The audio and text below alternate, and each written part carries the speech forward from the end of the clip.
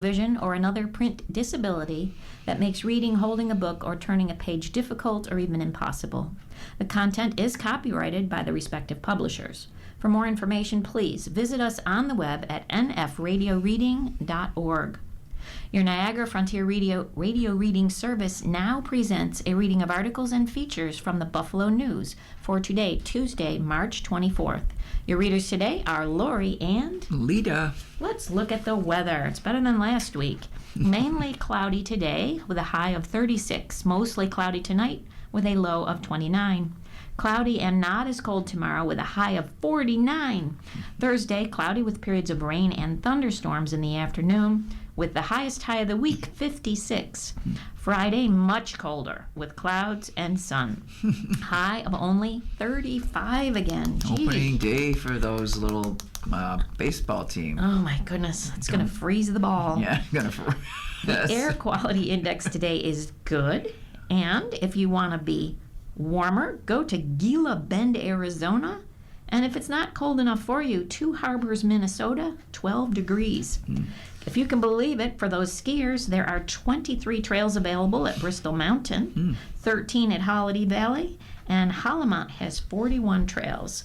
The sun rose today at 7:12. It sets tonight at 7:32 p.m. And if you're looking at the lake, Erie has the winds west-southwest, 7 to 14 knots today. The seas are less than a foot with visibility clear. It's cloudy, and the water temperature, not for swimming, 33 degrees. On to you, Lita. Darn. Hey, how about those Sabres? This is no fluke. The Sabres are Stanley Cup contenders right now. We hold these truths to be self-evident that all ends to long playoff droughts are not created equal. At the way back to that 10-game winning streak in December, if you were waiting for the other shoe to drop on the Buffalo Sabres like it did in 2018, I can report that it's not going to happen. This is real. It's happening, and it's no fluke. The 10-gamer that suddenly emerged 7 years ago was built on overtime and shootout wins and sneaking out victories a team may not have deserved. It was fool's gold. The analytics hounds warned it was eventually going to be pay the piper time, and strike me down for ever giving them credit. They were right. And then general manager Jason Botterill did nothing at the trade deadline to help his club derail its slump. What we're seeing this season is a good team that has become great. Out of nowhere, out of the depths of last place in the Eastern Conference in December, the Sabres are in the NHL's elite in March. Yay! They are one of the 6 teams best positioned to win the Stanley Cup this season. Yes, this season. There's the Central Division's three-headed monster of Colorado, Dallas, and Minnesota. And there are the beasts of the East in Tampa Bay and Carolina. And lo and behold, there is Buffalo. One of those 6 is going to hoist the cup, and the Sabres are in the club. If anyone else wins it, it would be a massive upset.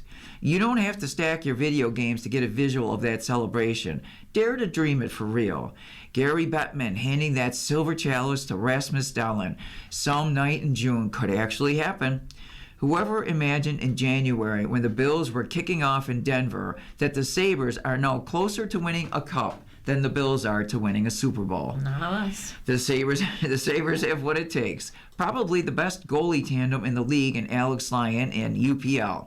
What might be the best top 4 on defense? Dahlin, Matthias, Matt Samuelsson, Owen Power, and Bowen Byram. A deep, talented 4-line attack up front where every line can score and defend. A veteran coach in Lindy Ruff, thirsting to finally win the big one. And a new general manager in Jarmo Kekalainen, who has had full faith of the locker room and gave it some added oomph at the trade deadline, too. We haven't seen a team this talented in Buffalo since the President's Trophy squad of 2007. Haven't had a group catch the fancy of the fans this way since the beloved class of 2006. And how ironic is it that we had that wonderful reunion of the 06ers in January, and we may be getting ready to live that magical spring all over again. The drought is over. All gone except for the official clinch that is likely to come at some point in the next week to 10 days. We probably should have figured it was going to be like this, that there was no way these 14 years of misery were going to end by sneaking into the last wildcard spot by a point with a win in Game 81 of the season. It's going to end with a monstrous splash with the 33-6-2 run that is one of the 5 greatest half-season outbursts in NHL history. Even Sunday's night 6-5 overtime loss in Anaheim, which initially comes off as a bummer because the Sabres couldn't hold a 5-4 lead in the final 2 minutes, is a plus. This club was down 4-2 in the third period and could have just gotten ready for the plane trip home. Instead, it refused to lose and snuck out another point to finish the journey with 7 out of 8 possible points. Alex Tuch snapped me into place in January when he said this team wasn't just trying to sneak into the postseason. Forget about 8th in the East, the final wild card in a 5-game loss in the first round of the playoffs. He was talking a cup. And look where it's all gone now. This edition of the Sabres is going to open the playoffs at home. This team is a good bet to win the Atlantic Division. And what a rematch showdown with the Tampa Bay we're going to have on the 6th of April in KeyBank Center. This team is more than good enough to win the East and get to the Cup final for the first time in 27 years. And if you want to exercise every demon of Buffalo hockey history, how about beating Carolina in the East Final and then dispatching Dallas to win the Cup? Imagine that delicious scenario with Ruff in charge behind the bench to make amends for 1999 and 2006. I'm not predicting it will happen. Truth be told, even with a 2-0-1 record against Tampa Bay this season, it's going to take some convincing for me to see the Sabres beat the playoff-tested Lightning in a 7-game second rounder if that matchup happens. But it's not crazy to think it's possible. Ruff, of course, is so even-keeled, it's absurd. He's not big-picturing anything at this point, and good for him. He doesn't have the Bill Belichick we're on to Cincinnati routine down, but he's not far off. KeyBank Center is going to be wild when this club returns to host the Boston Bruins in a nationally televised affair Wednesday night. But the coach and Ruff knows the pitfall that awaits his team coming back from a long trip. Just take it one game at a time, Ruff said Sunday. Every game means so much to every team you're playing. Stay within our game. Coming back home after a long trip, you always fear that first game to get settled in. The Sabres have bought into Ruff's next day approach. Lyon talked Sunday about not even realizing the way the wins were stacking up for both the team and himself because of the way the team prepared every day.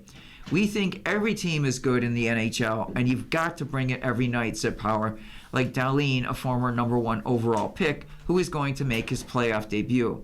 You're not going to win every game, but luckily, we've been playing some really good hockey, and we've gotten a lot of wins. The Sabres are 12-1-1 since the Olympic break. After the Boston game, Detroit is here Friday night, and Seattle is here Saturday. It's a busy week at home, and it should be a boisterous one in the home barn. Dare to dream what's ahead. Let's all dare to dream. Amen. The maple syrup producers are at the mercy of weather. Every year, Maple Weekend celebrations across Western New York can serve as a reminder of how the maple syrup industry in New York has exploded. In 2000, just 210,000 gallons of the sweet syrup was made commercially in the Empire State. Since then, the figure has nearly quadrupled. Last year, 829,000 gallons were produced from taps on 2.7 million trees. In 2024, the latest figures available, the crop was worth $28.9 million, with 2,000 maple sugar makers in the state. But, like any agricultural product, this growing industry is at the mercy of the fickle weather. Syrup producers say their annual crop is more sensitive to the changes in the weather than other crops. All agricultural crops, all food commodities, are dependent upon the environment. We call it Mother Nature, said Eric Randall, a maple producer near Alexander in Genesee County. But I don't know of one that is so closely tied to the whims of the weather as maple. Just a couple of abnormally warm days early in the year can sour an entire season's crop. If it stays too cold outside for too long, the season can be cut short. Strong winds can damage trees and the tap lines, bringing sap to a sugar house. And as the world's climate changes due to the excessive burning of fossil fuels, maple syrup farmers are finding they must adapt or risk losing their livelihoods. Right now, the industry is adapting, and production is actually increasing, said Adam Wild, a specialist with the Cornell Maple Program. Unfortunately, We can't control the weather and we can't control the climate, and I think those are going to be catching up to the maple industry more in the future, and it's potentially going to make things even harder. Generally, western New York is getting warmer. Winters are getting shorter. I don't believe that this year. Summers are hotter and longer. A warmer atmosphere can also carry more moisture, leading to wetter weather and bigger storms. In winter, maple producers rely on a few things to ensure a good, tasty crop. First, temperatures must stay below freezing through the months of December and January. Then, as the days lengthen, farmers hope for consistently warm days, coupled with a dip back down to freezing conditions. Without the freeze, sap flows slowly, and a harvesting season can end prematurely. This freeze-thaw cycle is what makes a boom or a bust year for the maple syrup industry. Those 6 or 7 days at 60 degrees temperatures last week is just death to the maple season, Randall said. Randall's family has been boiling maple sap to make syrup since the 1840s. Wow. They tapped the trees each year and collected the sap, then took it to the sugar house on their property where it was boiled down to make maple syrup ready for market. Over the past 40 years, however, Randall has noticed that while the syrup stays sweet, the weather hasn't. We haven't seen negative temperatures much in the last 10 years, he said. It's been cold, but these warm jags that we get in February and March are longer. They're just more intense. Maple farmers are now extracting sap about a month earlier than their predecessors were 100 years ago.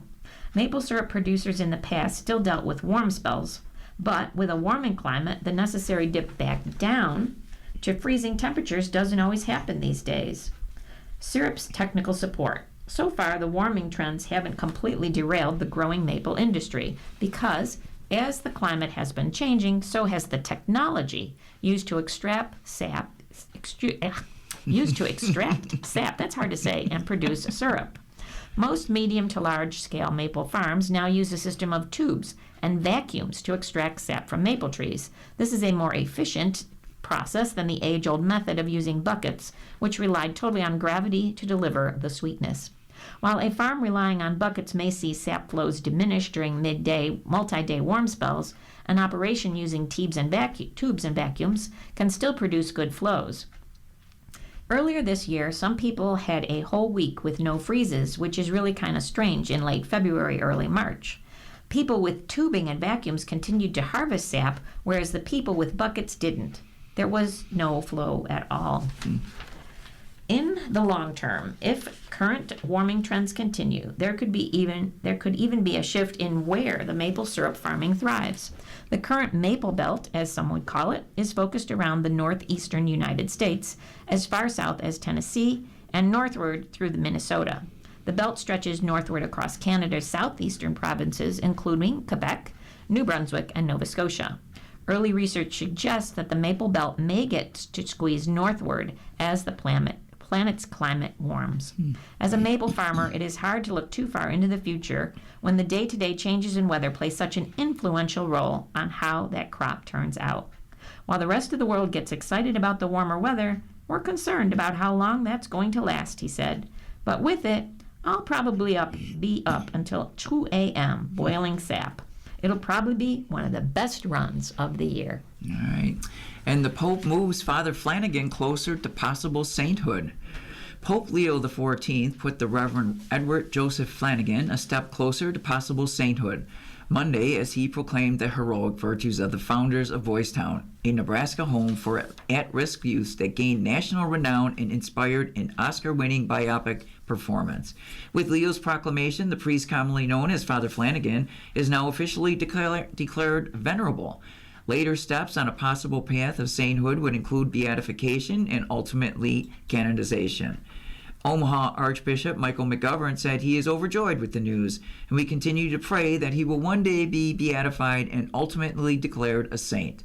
The Archbishop said in a statement, "In the meantime, may we work to affirm the dignity of every person created in God's image by serving the poor, the abandoned, and the vulnerable, especially at-risk youth." Flanagan provided shelter for homeless men whose stories convinced him that many adults' troubles are rooted in broken homes and parental neglect, according to his biography on the website of the Father Flanagan League, a society dedicated to promoting his cause for sainthood. Flanagan began mentoring boys in the juvenile justice system and established his first home for boys in 1917 in downtown Omaha. In 1921, he bought a farm on the western outskirts of Omaha and began building what became the campus known as Boys Town, which was a great movie, still located there in a village of the same name. By the 1930s, hundreds of boys lived at the site, which included a school and dormitories where boys elected their own mayor, council, and commissioners, according to the organization's website. Flanagan traveled to post-war Japan to help develop a child welfare program, and in 1946, he visited his native Ireland and criticized its system of putting children in industrial schools and reformatories, decreeing them as exploitive. Flanagan died of a heart attack, unfortunately, in 1948 at the age of 61 while visiting Germany.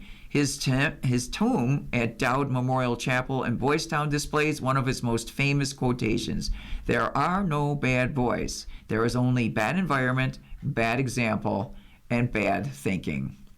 His work was depicted in the 1938 movie Boys Town, starring Spencer Tracy as a heroic Flanagan and Mickey Rooney as one of the boys in his care. The movie yielded Oscar wins for Tracy, Best Actor, and for writing original story. The Boys Town organization applauded the Vatican announcement in a Facebook post Monday, and Flanagan believed that children had the right to be valued, to have the basic necessities of life, and to be protected, it said. His life-saving work continues across the country today.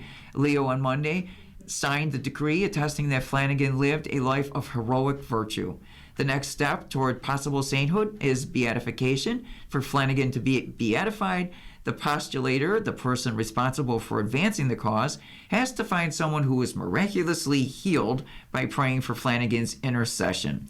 Then a second miracle is needed to declare the candidate a saint. A pope can also bypass the miracle and requirements in declaring a saint, as Pope Francis did on occasion during his 12-year papacy. You're listening to a reading of today's Buffalo News on your Niagara Frontier Radio Reading Service. The time is 17 minutes after the hour. And we hear from Robert Pearl saying a surge in healthcare jobs masks high costs and a productivity crisis. Healthcare and social assistance professions added 693,000 jobs in 2025. Without those gains, the U.S. economy would have lost roughly 570,000 jobs. At first glance, these numbers suggest that the healthcare is a growth engine in an otherwise slowing labor market. But a closer look reveals something more troubling for patients as well as healthcare professionals. Here are 3 worrisome conclusions about the state of American healthcare based on the latest jobs data. Conclusion 1.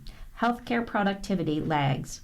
Productivity, an economic measure of how many goods or services a worker produces, rises when businesses find ways to generate more value without expanding their workforce. This is what allows wages to grow and companies to strengthen their financial performance. Across most of the U.S. economy, businesses are using generative AI and other technologies to help employees accomplish more. As a result, revenues are rising in nearly all industries without proportional increase in staffing. Healthcare is the exception. As demand for medical services continues to grow, hospitals and health systems have responded by hiring more clinicians and staff rather than by redesigning care to increase productivity. That dynamic is pervasive in healthcare, compromising household, employer, and government budgets. National health expenditures have risen roughly 7% annually, while overall economic growth, GDP, and inflation average is closer to 3%. Although many factors contribute, medicine's productivity gap can be traced primarily to 3 systemic failures. Resistance to AI technology.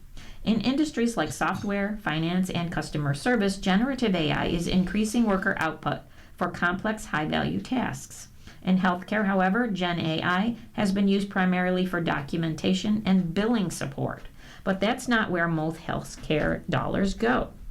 Under federal medical loss ratio, or MLR rules, insurers must spend at least 80% of premium dollars on patient care. Therefore, the bulk of healthcare spending occurs in clinical care, diagnosis, treatment, and follow-up. Peer-reviewed studies show that large language models can match or exceed clinicians in performing many of these tasks. Yet, these tools are rarely used for those purposes. Misaligned financial incentives. Under healthcare's prevailing fee-for-service model, clinicians and hospitals are paid for each visit, test, procedure, and hospital day.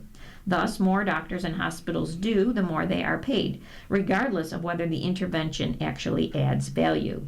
A system that is structured this way has little financial incentive to eliminate unnecessary services or to reduce utilization. The result is higher costs without improvements in clinical outcomes. Outdated care delivery models. Unlike most industries, medicine remains anchored in old routines. For example, many hospitals postpone non-urgent tests and procedures over weekends. As a result, patients admitted on Friday, on average, stay an extra day compared to those admitted earlier in the week. That additional time increases costs without improving the outcomes. Conclusion 2. Healthcare will become even less affordable. In January, the U.S. added 130,000 jobs, with roughly 95% of net new positions coming from healthcare and related roles. Overall, healthcare continues to create most of America's new jobs. If expanding the healthcare workforce actually made Americans healthier, we would see measurable improvements in long-term outcomes, fewer preventable complications from chronic diseases, reduced hospital admissions, and increased longevity. Instead, we've seen life expectancy largely plateau since the start of this century, while the U.S. healthcare expenditures have tripled. Each year, medical care becomes less affordable for businesses, which insure roughly half of the U.S. population. The average cost of covering a worker's family now exceeds $25,000 per year, forcing companies to shift more of the burden to their employees.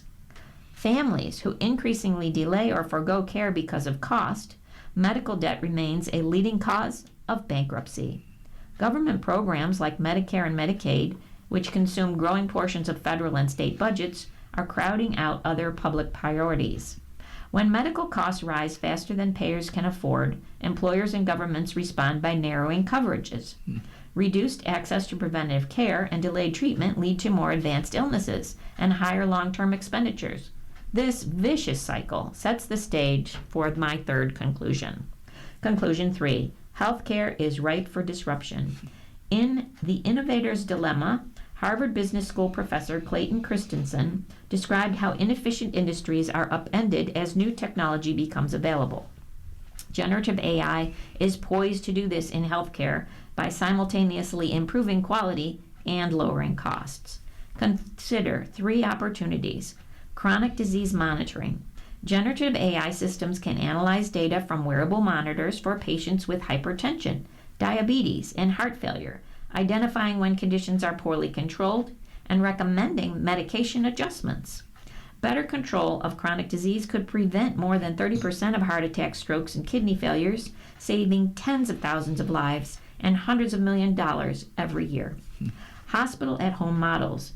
Many short hospital stays could be replaced with home-based care supported by continuous Gen AI monitoring and centralized telematic oversight. This approach would allow high-quality care to be delivered 24/7 at lower cost without the risk of a hospital-acquired infection. Early detection of inpatient deterioration. AI tools can continuously analyze real-time data from bedside monitors to detect subtle signs of clinical decline. Earlier intervention would prevent complications, reduce the need for intensive care, and save lives. Recent employment data indicate a healthcare system nearing a crisis point. Doctors and hospitals can continue to meet growing demand by hiring more people, or they can embrace technology, redesign care delivery, and improve productivity. The fulcrum. And from the Buffalo editorial, enough is enough. The AMNA's quagmire has been going on too long. Now it's the Ryan administration's turn. It will take forceful leadership to make something good happen at this long vacant department store. It's been almost 3 decades since any business whatsoever was located in the massive property at 377 Main Street, its desolate presence undermining a downtown revival that's already struggling. but there are valid, if maddening, reasons nothing has happened here. The structure is enveloped in a legal web of conflicting ownership claims, with competing groups of Chinese investors claiming they own it. Litigation has been in progress for 6 years, with a new lawsuit just filed. It's not at all clear which group has the legal right to the structure, and locally, most people are well past the point of caring. Something must be done. As the News' Jonathan D. Epstein reported, neither the city nor the county has done more than write up building code violations and file liens against the 375,000 square foot building for unpaid taxes and emergency repairs. And that's not good enough. Local business leaders are justifiably expressing their exasperation with the situation. Stephen Carmina, a downtown resident, president of architectural firm Carmina Wood Design and chairman of the Buffalo Place, is blunt. We just need to take the building away, and I mean wrestle it away without remorse from these idiots. Clearly, the city must do more than point to the litigation and throw up its hands. Brendan Mahaffey, former executive director of the city's Office of Strategic Planning and now vice president of operations for the Niagara Frontier Transportation Authority, says it's possible to take action even with this much of a legal mess. Mahaffey, who's also an attorney, says that tax foreclosure, abandonment, eminent domain, or other legal proceedings that would take control of the building can still proceed as long as all the parties claiming ownership are notified so they can participate or object. Rest assured that even if viable legal proceedings begin, they won't be speedy. The sooner they start, the better. The good news is that the structure can be saved. Local developers say it's of solid construction and in decent shape, with asbestos remediation and some initial work already completed. There are also historic tax credits to help make the numbers work. The building has considered historic and architectural value. Although it's common practice to refer to this local retail icon as one building, it is actually a combination of several historic buildings, with the largest and most modern by Starrett and Van Vleck, 1935 to 48, and a smaller, older contributing structures designed by Green and Wicks and Eisenwein and Johnson in 1892 to 1909.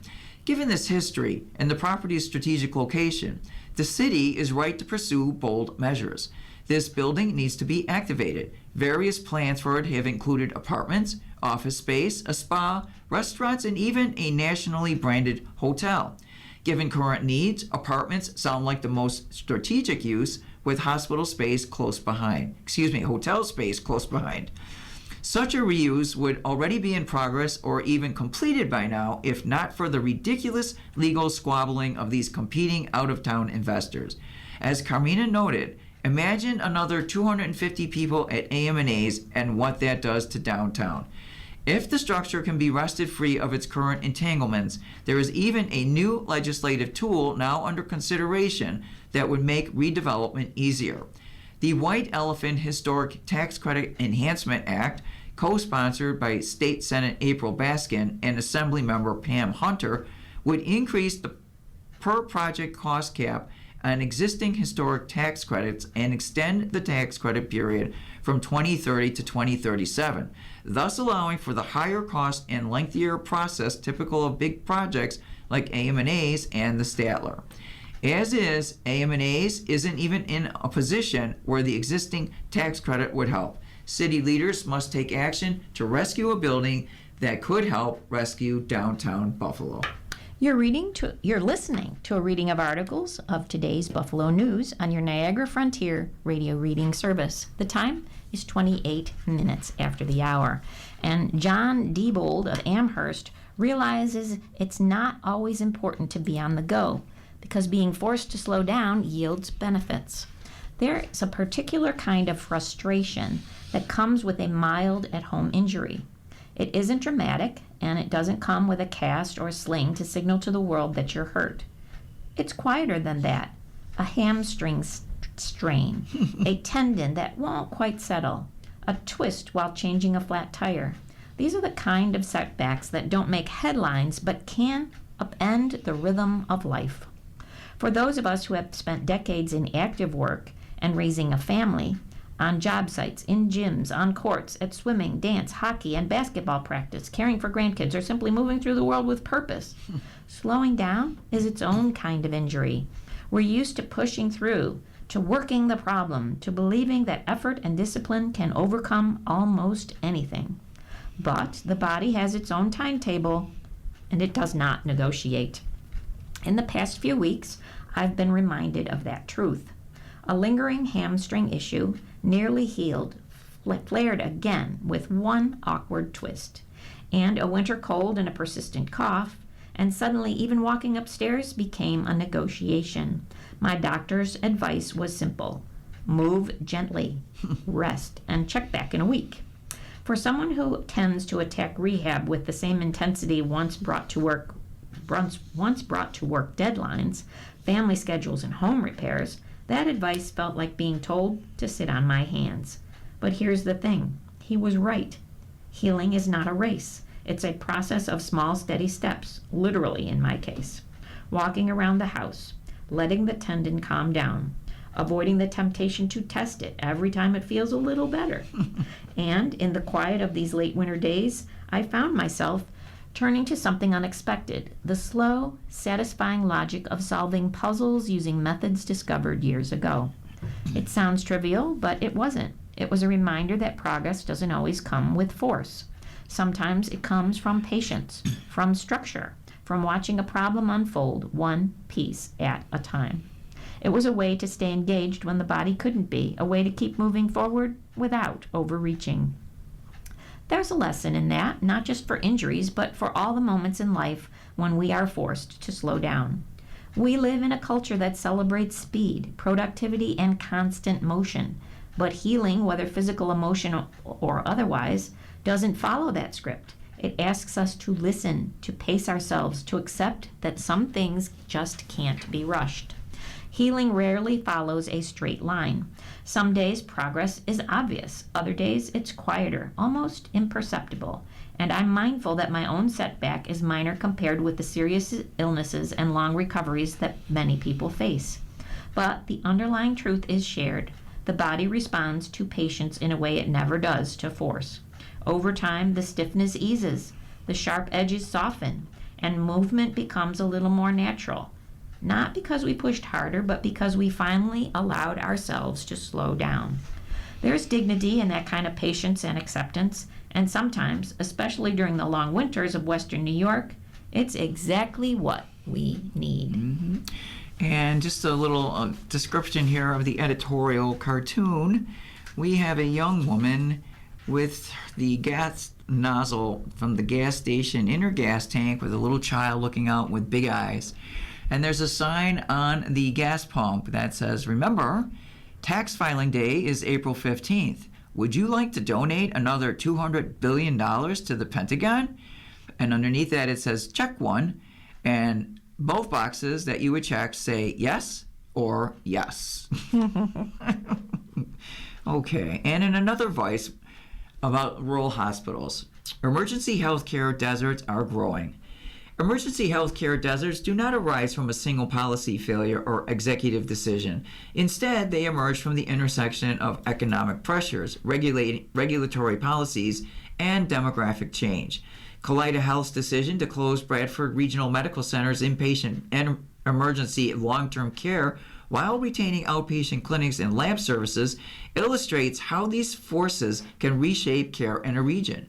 Kaleida cites declining patient volumes, annual losses of $10 million, and federal funding cuts as driver of this decision. A recent analysis estimate over 700 hospitals representing 1/3 of rural hospitals nationwide are currently at risk of closure.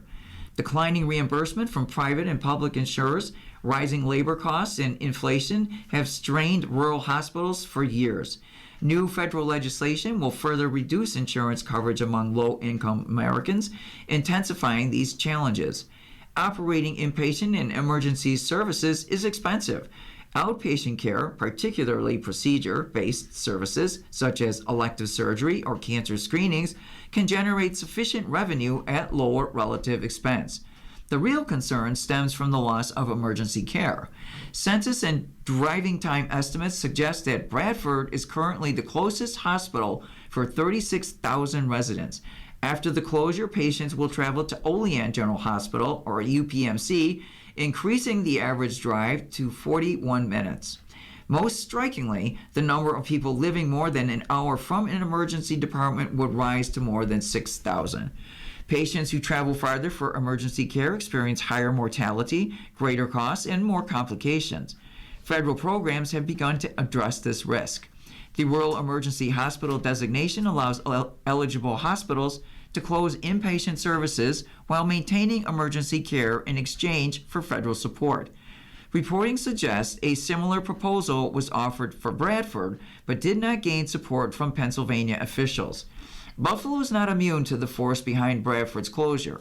These are national trends. Without proactive planning and coordination, emergency care networks do not disappear all at once. They disappear one hospital at a time. And that's from Jeffrey Hobicka, and he's a general surgeon resident at the University at Buffalo. And Susan Estrich says, Trump fights unlikely foe in the Supreme Court. President Trump has a problem with the Supreme Court, which finally said no to him on tariffs. He doesn't like an independent judiciary. He thinks justices should do what the president who appointed them wants. He thinks the founding fathers and the Constitution were wrong. The decision that mattered most to me, he wrote this week in Truth Social, was tariffs. The court knew where I stood, how badly I wanted this victory for our country, and instead decided to potentially give away trillions of dollars to countries and companies who have been taking advantage of the United States for decades. Our Supreme Court has made these countries very happy. They've made the president unhappy. Trump blamed it on the Republican appointees. The Democrats on the court always stick together no matter how strong a case is put before them. There is rarely even a minor waiver.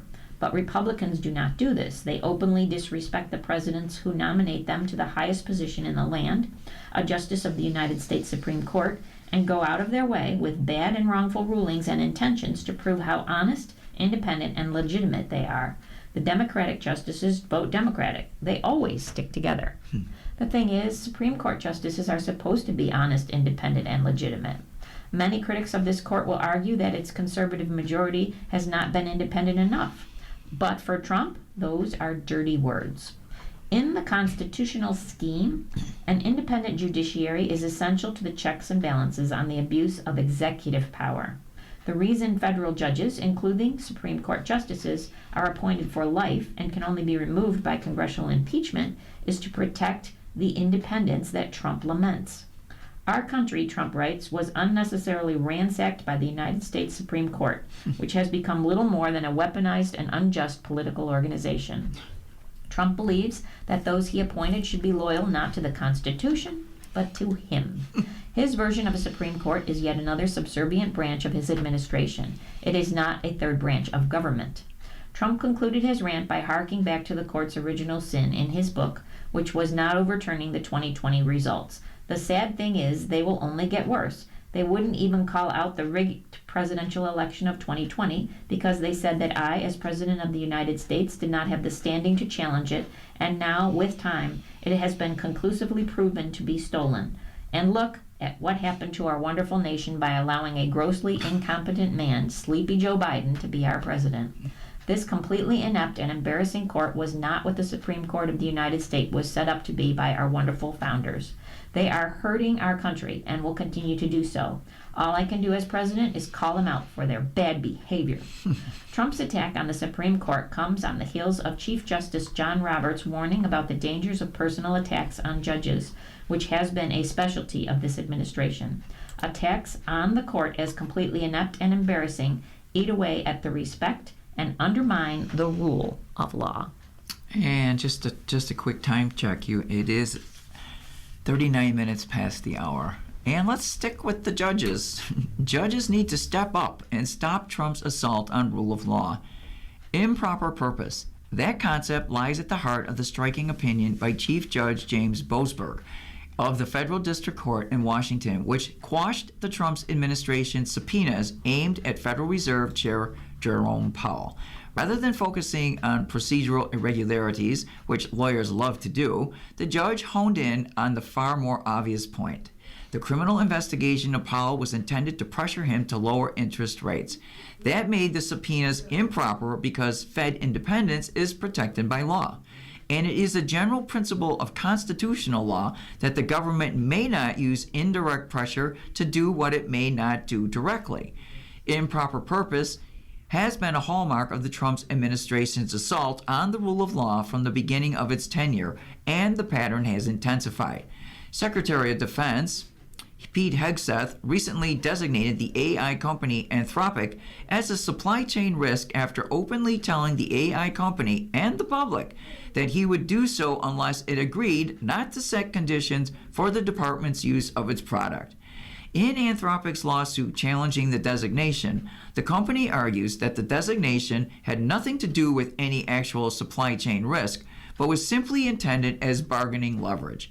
What makes this a classic case of improper purpose is that the point of a supply chain risk designation is to protect national security. The Trump administration was attempting to achieve its true objective by misusing a legal tool that had no bearing on the issue at hand. The ICE crackdown in Minnesota was another example of improper purpose, though one that may prove more difficult for the courts to address. Trump targeted a blue city in a blue state in an effort to punish Minnesotans and provoke conflict. The proper purpose of ICE is to protect the borders and enforce immigration laws, not to terrify the population with an armed presence that resembles an occupation. When state officials sued in federal court, they argued that the ICE presence amounted to an occupation. If the lawsuit isn't declared moot in the wake of ICE redeployments, the court hearing the case will face the challenge of deciding whether it is willing to say openly that the agent's true purpose wasn't the one asserted by the Trump administration. The truth is that our legal system isn't always good at identifying the government's true motivations or at using a dose of realism to enforce limits on executive power. The Supreme Court's low point in failing to identify Trump's improper purpose came in the 2018 election decision in Trump versus Hawaii, the so-called travel ban. At issue was his ban on granting visas to visitors from some 18 majority Muslim countries. Despite extensive evidence in the public record that Trump was acting on the basis of Islamophobic prejudice, the justices held that the court would not look deeply into whether his stated rationale was actually his true purpose. Chief Justice John Roberts wrote that when the president exercises his powers over immigration negatively on the basis of a facially legitimate and bona fide reason, the courts will neither look behind the exercise of that discretion nor test it by balancing its justification against the asserted constitutional interests of U.S. citizens. In a ringing dissent, Justice Sonia Sotomayor argued that the ban was so divorced from any factual context from which we could discern a relationship to legitimate state interest, and that its sheer breadth was so discontinuous with the reasons offered for it that the policy was inexplicable by anything but animus. In retrospect, Roberts made a terrible mistake in deferring to Trump's professed statement of purpose. The message to the president was that he could systematically lie about his policy objectives and get away with it. As the president ramps up his use of improper purpose across domain after domain, the court must be careful not to repeat this mistake of the Supreme Court. Lori. In Trump versus Hawaii. Having had his orders apparently defied by the executive branch in the case of the Venezuelan deportees, Boasberg learned the hard way that the Trump administration is willing to lie to the courts. Since then, the judge has emerged as a hero of the rule of law for his resistance to the administration's unlawfulness. If the courts are forced to pretend that lies are true, the rule of law ceases to exist. And that is a Bloomberg opinion. In national news, biking and walking trails lose hundreds of millions. Cities and states are filing lawsuits and scrambling for alternative sources of money as the Trump administration seeks to shut off the federal funding spigot for biking and walking trails. Since the early 1990s, there has been fairly consistent and largely bipartisan federal support for bicycle and pedestrian projects. Federal funding for such projects reached new heights during the Biden administration, as major spending measures in 21 and 22 included billions in new money for these projects. But in his efforts to eliminate what he perceives as diversity, equity, and inclusion initiatives, and to roll back anything associated with his predecessor, President Trump has targeted hundreds of millions in federal grants for biking and pedestrian projects, and further cuts could be coming.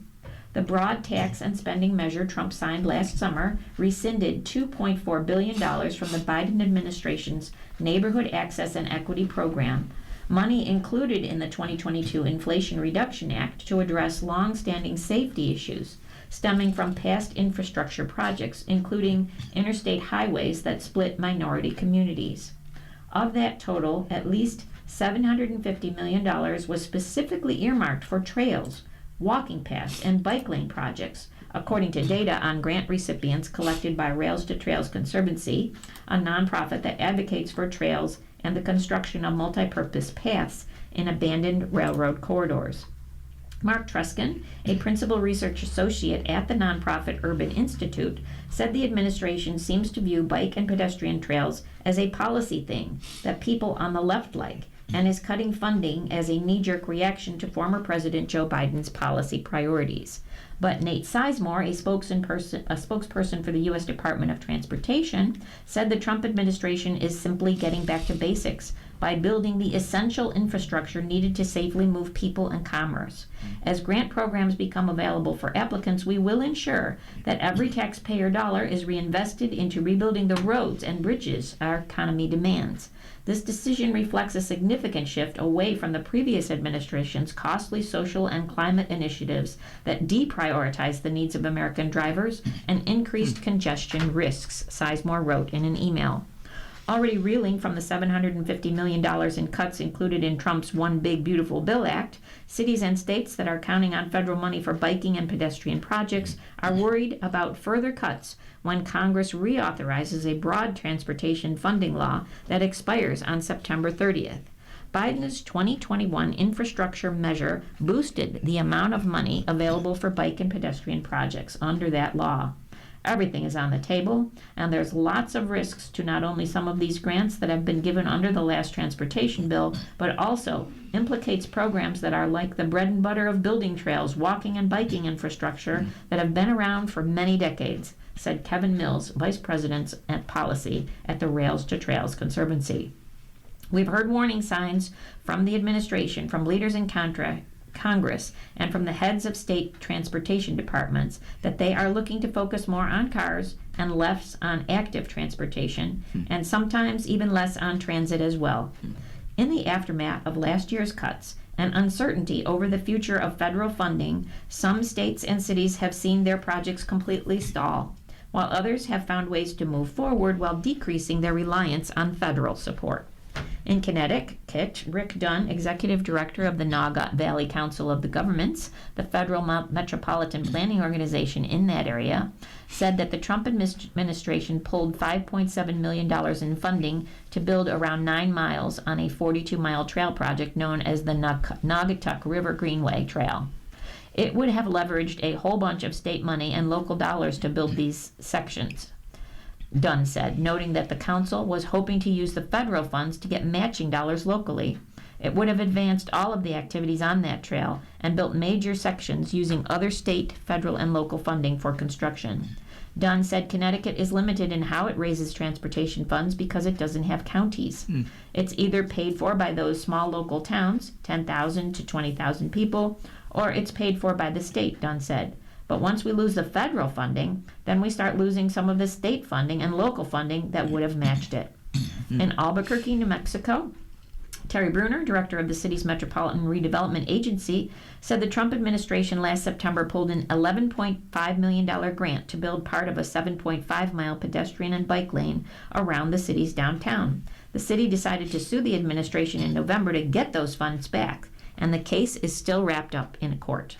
We're hoping to get a positive outcome on the lawsuit, Brenner said. We've also got a backup plan to ask for another federal funding source or to try to get funding from the state of New Mexico to the city of Albuquerque to complete that section, because we were about 90% done with the design of this trail. Brunner said Albuquerque has one of the highest pedestrian and cyclist death rates in the country, so getting people off the streets and onto a safe trail is a priority for that city. I don't think they're going to stop us, but they'll delay us, he said, noting that the city is lucky because the state is offering funding and that the city budget may have some flexibility.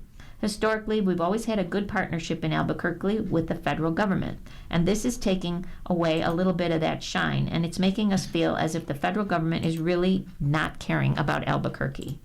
The Trump administration also rescinded a $147 million grant for Jacksonville, Florida, to complete the 30-mile urban Emerald Trail. K.E. Haas, CEO of Groundwork Jacksonville, the city's nonprofit partner in building the Emerald Trail, says the group is continuing to work with the city to identify funding to replace the federal grant that was rescinded last year. We are enlisting the support of corporate and private donors to fund design, which keeps the project moving while we seek government dollars for construction. Meanwhile, in Georgia, the Atlanta Regional Commission is continuing to plan and develop Flint River Gateway trails. The 31-mile network of bike and pedestrian paths would connect communities along the Flint River into the southern portion of the metro Atlanta area. The Commission has tapped local sources for the $3.5 million it needs to draft a master plan for the project, despite losing $65 million in grant funding from the feds. We are not doing anything on the construction because we don't have those dollars at this point. We're stepping back a little bit more into our traditional role of doing the long-range planning, but we're going to be sticking with this project and committed for the next few years. And the Supreme Court's conservative majority on Monday sounded skeptical of state laws that allow the counting of late-arriving mail ballots, a persistent target of President Trump. A ruling likely to come by late June that bars counting ballots arriving after Election Day would send officials scrambling in 14 states and the District of Columbia, just a few months before the 2026 midterm congressional elections, to change their ballot rules. In addition, 15 states that have more forgiving deadlines for ballots from military and overseas voters also could be affected. The legal challenge is part of Trump's broader attack on most mail balloting, which he has said breeds fraud despite strong evidence to the contrary and years of experience in numerous states. Trump has repeatedly claimed that his loss to Joe Biden in 2020 resulted from fraud, even though more than 60 court decisions and his own attorney general said that argument had no merit.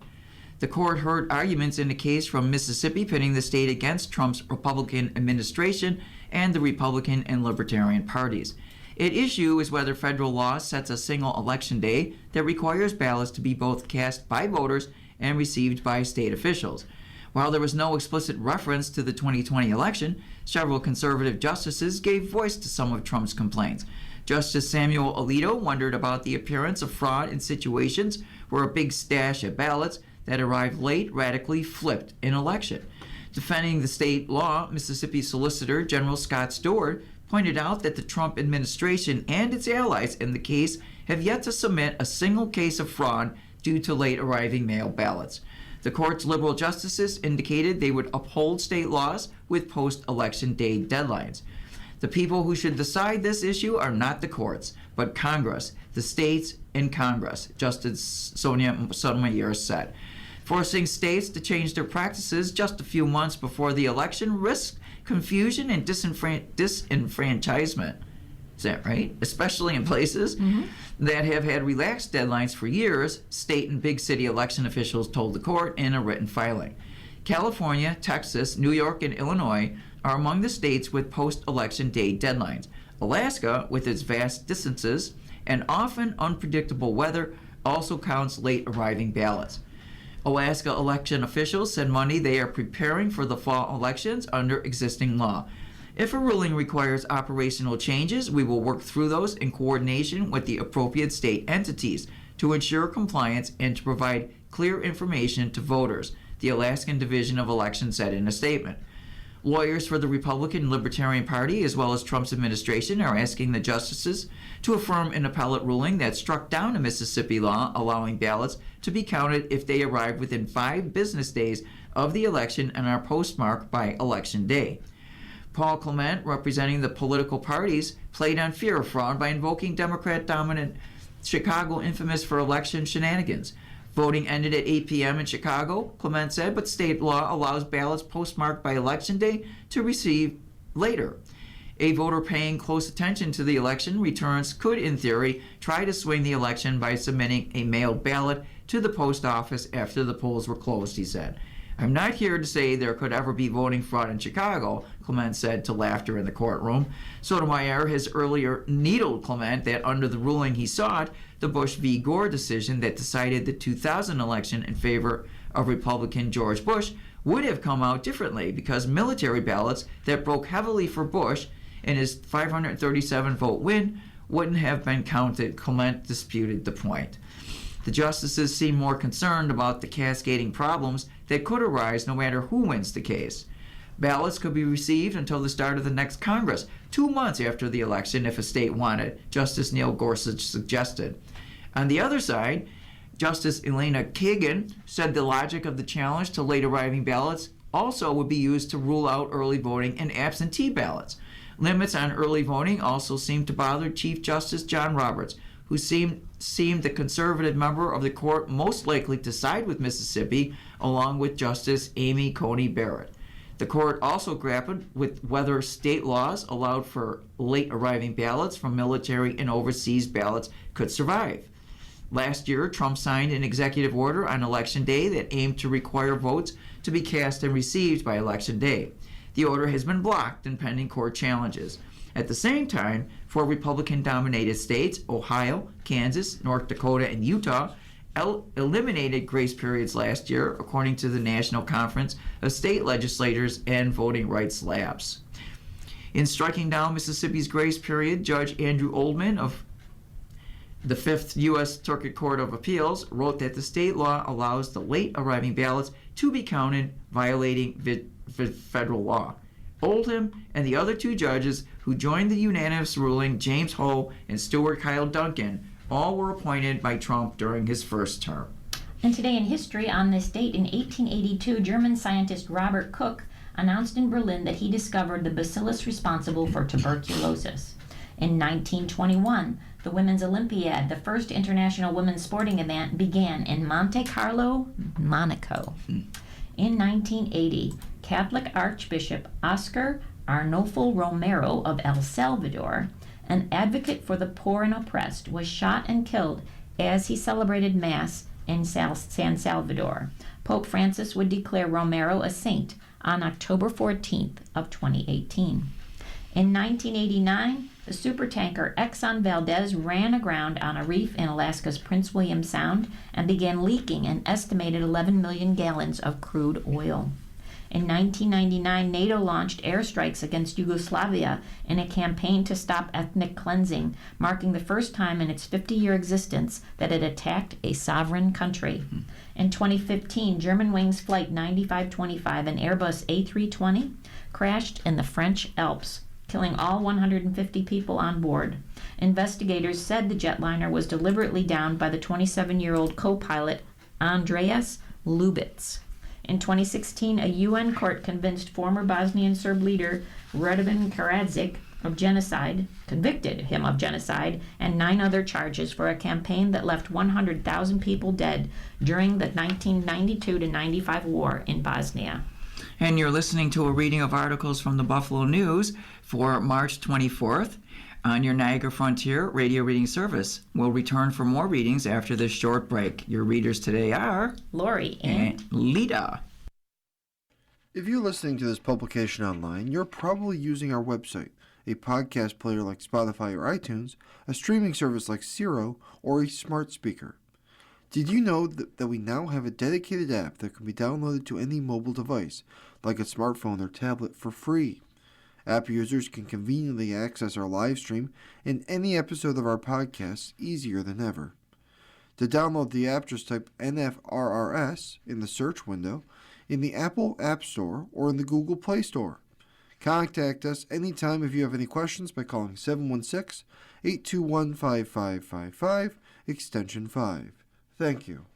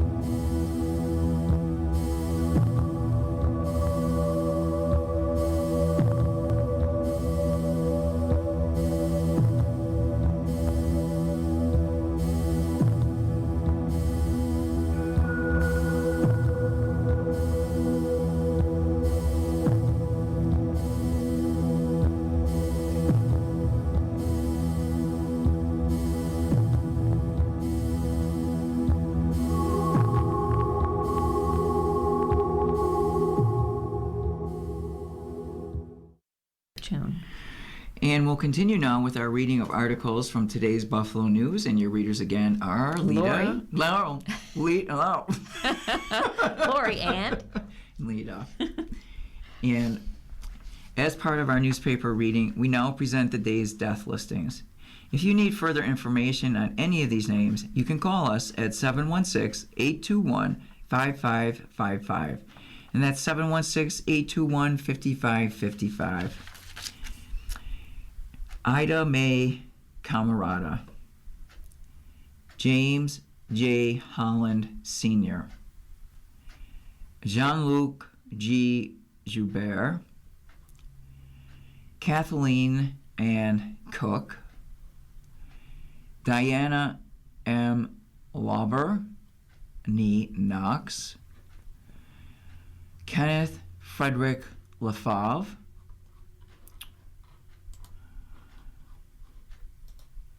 Gloria S. M. Lewandowski, a Felician sister, CSSF.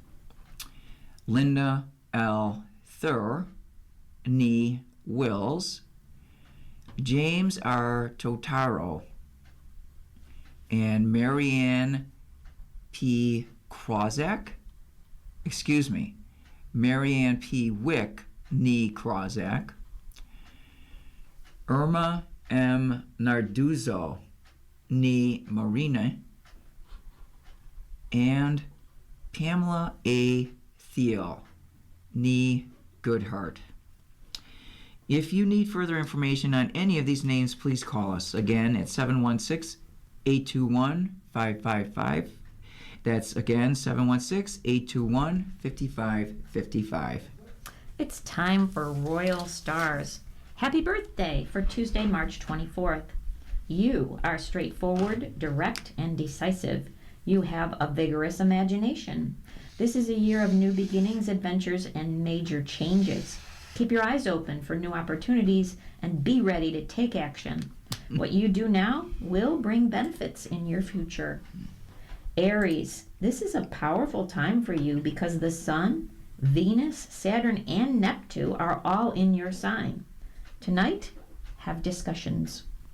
Taurus, although you're focused on secret matters or issues that are behind the scenes or private for some reason, today your finances are favored. Tonight, check your money. Gemini, today favors you. The moon is in your sign dancing with fair Venus, which softens all your communications with others, especially friends and groups. Tonight, you are strong. Cancer, two contradictory influences are at play today. One influence makes you want to seek privacy and hide. The other influence calls attention to you like a flattering spotlight. Tonight, you better stick with solitude. Leo, enjoy schmoozing with friends and groups today. In particular, you might be attracted to someone who is different. You also might make travel plans with someone. Tonight, your focus is friendships. Virgo, you're high viz today, which is a good thing because you make a great impression on everyone. Tonight, you are admired. Libra, do what you can to break free from your daily routine today. You need a bit of adventure and stimulation. Go off somewhere if you can. Tonight, explore. Go for it. Scorpio, financial negotiations with others will go well today, especially discussions that are work-related. Tonight, check your finances. There's a lot of finances today. Sagittarius, today your best choice is to go along to get along when dealing with others. In fact, you might have to go more than halfway with a spouse, partner, or a close friend. Tonight, cooperate with others. Capricorn, your work will flow easily today because coworkers are supportive. In fact, you might encounter a flirtation or a romantic interest with a coworker. Tonight, get organized. Aquarius, go ahead and please yourself today. If possible, do what you want. Have a good time. Enjoy socializing with others. So tonight, you can just relax. Pisces, although you might be happy to hunker down at home today, you will also enjoy entertaining at home. You might become involved in decorating projects. Tonight, enjoy quiet time at your home. And if you have a student loan, it's heading to the Treasury Department. The Treasury Department will take over the management of student loans whose borrowers are in default, according to a new agreement announced last week. The U.S. Education Department's handing off of these student loans is the next step in President Trump's plans to dismantle the federal education agency. The 17-page agreement outlines a stunning realignment of the nation's federal student loan programs, which have been overseen by the Education Department for more than 40 years. Eventually, the Treasury Department is to take responsibility for all student loans, according to the agreement. A second phase with no time frame says Treasury will assume operational responsibility over non-defaulted loans to the extent practical. About 9.2 million Americans are in default on student loans, according to Education Department data released this month. If you're a student loan borrower, here are some key points that you should know.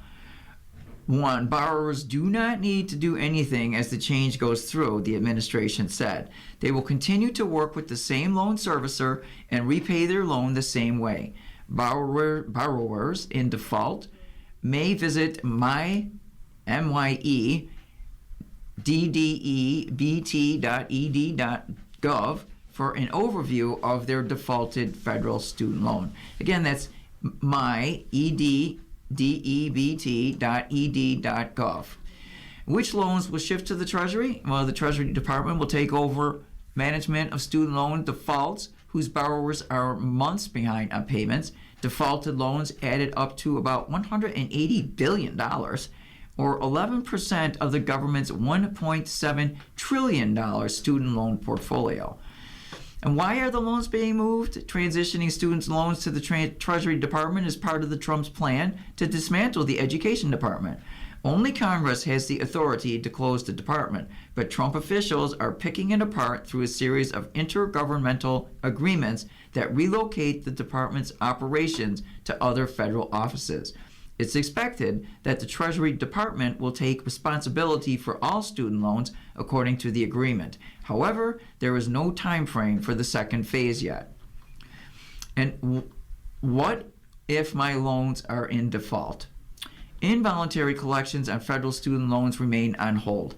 The Trump administration announced in February that it is delaying plans to withhold pay from student loan borrowers who default on their payments.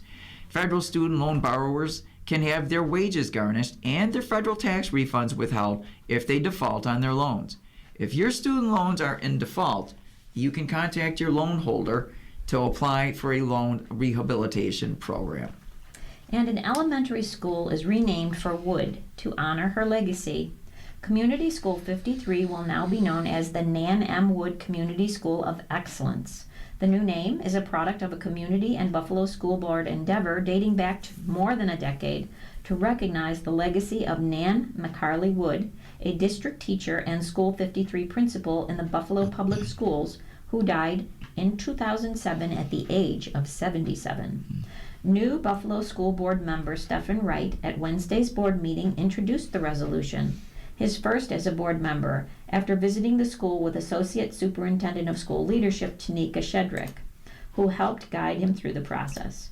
More than 600 petitions were signed, Shedrick said, and the required 2 community meetings were held last fall. Daryl Keith Wood, Nan Wood's grandson and supervisor of capital development for Buffalo Schools, thanked the board for honoring his grandmother during the community speakers portion of Wednesday's meeting. She believed that every child, regardless of their background, deserved to see the world and its full possibilities, Wood said. Wright added that the work to rename the school was also pursued by his Ferry District predecessor, Sharon Belton Cotman, and that he committed to following through for the family, school, and community after taking that seat. Whenever that school needs something, they'll be there to support the school in the school's community, Wright said of Wood's family. Belton Cotman on Friday said the process to honor Wood actually started more than a decade ago by Charlene Caver Miller, whose Winslow Avenue Block Club originally circulated petitions in support. Caver Miller is among the figures in the black community honored on the Freedom Wall in the Ferry District, described as a powerhouse of community service. Wednesday's resolution passed unanimously. The final step would be for district officials to receive approval from the New York State Education Department, which was not expected to be an issue. Once the state gives its approval, it will be the second school in Buffalo to change its name in the last 2 years. What was previously known as Early Childhood Center PS 82 was renamed the Ronald Peoples School of Scholars before the start of the 25-26 school year. Peoples was the first black male teacher at PS 82, an elementary school in the Kenfield neighborhood. According to state data from 24-25, Community School 53 enrolled 429 students. The kindergarten through 8th grade school is located at 329 Rohr Avenue, between Jefferson Avenue and the Kensington Expressway. At a work session in early March, Shedrick, the district cabinet member, presented a general background on Wood's contributions to the district. A graduate of Buffalo Schools and then Buffalo State College, Wood taught at schools 6 and 52, then became assistant principal at the now defunct Fillmore Middle School. Wood was hired as principal of the Community School 53 in 1972, Shedrick said, and 15 years later grew the enrollment to more than 1,200 students to become the largest elementary school in that district. Woods' recognitions include a PUSH for Excellence Award and the 1973 Black Educators Association's Educator of the Year. Wood's grandson on Wednesday emphasized Wood's dedication to providing opportunities to travel to Buffalo students, organizing and leading trips to countries in Europe and Asia. She opened their eyes to cultures and histories and dreams far bigger than they would ever imagined at the time when such opportunities were rare. Darrell Keith Wood said, especially for young students in our community, she made the world accessible. She did not just teach lessons, her grandson continued. She expanded their horizons. She did not just care for children, she championed them. And you are listening to a reading of today's Buffalo News on your Niagara Frontier radio reading service. The time is 12 minutes past the hour. And from the Associated Press, the role of Israel's hijacking of Iran's street cameras in the killing of the country's supreme leader underscores how surveillance systems are increasingly being targeted by adversaries in wartime. Hundreds of millions of cameras have been installed above shops, in homes, and on street corners across the world, many connected to the internet and poorly secured. Recent advances in AI have enabled militaries and intelligence agencies to sift through vast amounts of surveillance footage and identify targets. On the 28th of February, Israel vividly demonstrated the potential of such systems to be hacked and used against adversaries when Israel tracked down Iranian leader Ayatollah Ali Khamenei with the help of Tehran's own street cameras, despite repeated warnings that Iran's surveillance system had been compromised, according to interviews and an Associated Press review of leaked data, public statements, and news reports. The use of hacked surveillance cameras, among other intelligence in the operation to kill Khamenei, was described to the AP by an intelligence official with knowledge of the operation and another person who was briefed on the operation. Neither was authorized to speak with the media, and both shared information on condition of anonymity. Iran has installed tens of thousands of cameras in its capital in response to waves of protests, most recently in January, when massive nationwide demonstrations ended in a bloody crackdown that killed many thousands of Iranians. That Tehran's cameras were compromised was no secret. The city's cameras were repeatedly hacked starting in 2021, and last year a senior Iranian politician warned publicly that cameras had been compromised by Israel, posing a national security threat. Connor Healy, director of research at surveillance research publication IPVM, said Khamenei's killing illustrates a pressing security dilemma for governments seeking to quash dissent. The irony is that the infrastructure authoritarian states build to make their rules unassailable may be what makes their leaders most visible to the people trying to kill them, Healy said. Do you trust who is watching? For years, cybersecurity experts have warned that cameras could be hacked for war. In 2019, security engineer Paul Meropes discovered he could easily hack millions of cameras from the comfort of his home office in California. Despite speaking up repeatedly since the number of unprotected cameras only continues to grow, A scan of unprotected camera feeds this year turned up nearly 3 million hits in almost every country in the world. Myra Peace told AP, including nearly 2,000 cameras in Iran alone. There are millions and millions and millions of these throughout the world, Myra Peace said. Many, he added, are trivially easy to hack. They're just dumb little things. It's a fish in a barrel. Companies have advertised cameras hooked up online, accessible with cell phones, with feeds easily diverted by hackers. Many are installed with minimal security by unsophisticated users who fail to set up passwords or install security patches. Securing cameras takes constant vigilance, but hacking them takes identifying just one exposed vulnerability, such as an outdated system or a generic password like 1234. That's a bad password. Even surveillance systems set up by governments on networks sealed off from the internet are vulnerable. It takes just one insider turncoat to compromise such systems. Humans are kind of the weakest link, Myra Peace said. There's really only so much you can do. Eyal Holada, Israel's former national security advisor and a senior fellow at the Foundation for the Defense of Democracies, said Israel is under constant cyber attacks from Iran, but has so far been able to defend against it. There is high alert on all cyber fronts, he said.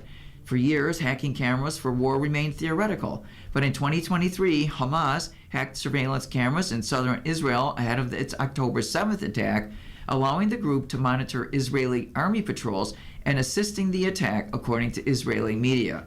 That same year, a Ukrainian official told reporters that Russia attempted to hijack cameras near missile targets, a trend that continued in 2024 when Russians hacked cameras in Kyiv, and last year when they hacked cameras at border crossings.